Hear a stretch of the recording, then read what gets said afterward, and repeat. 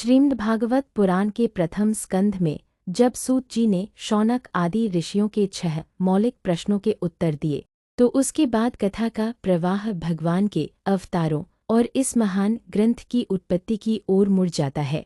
ऋषियों के संतोष के बाद सूत जी ने मुख्य रूप से निम्नलिखित प्रसंगों का वर्णन किया। 1. भगवान के 24 अवतारों का वर्णन।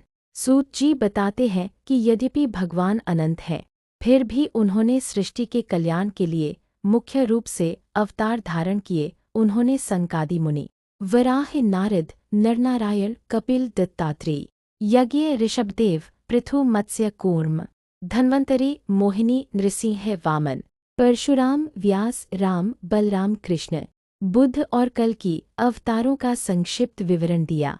विशेष संदेश। सूत जी ने स्पष्ट किया कि कृष्ण ही स्वयं पूर्ण पुरुषोत्तम भगवान है, कृष्णस्तु भगवान स्वयं, अन्य सभी उनके अंश या कला अवतार हैं।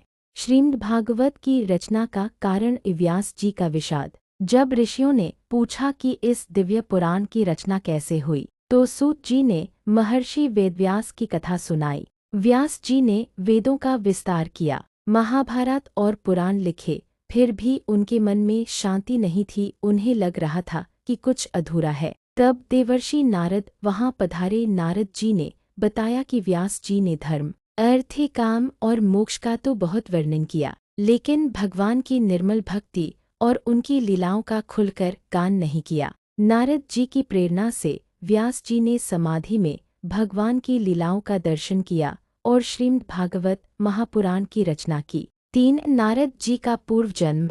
व्यास जी के पूछने पर नारद जी ने अपने पिछले जन्म की कथा सुनाई। वे एक दासी के पुत्र थे, लेकिन संतों की सेवा और उनके द्वारा दिए गए उच्छिष्ट प्रसाद को ग्रहण करने से उनके हृदय के पाप धुल गए। संतों के जाने के बाद भगवान की एक झलक पाकर वे उनके विरह में तपस्या करने लगे और अंततः अगले कल्प में वे ब्रह्मा जी के मानस पुत्र नारद बने।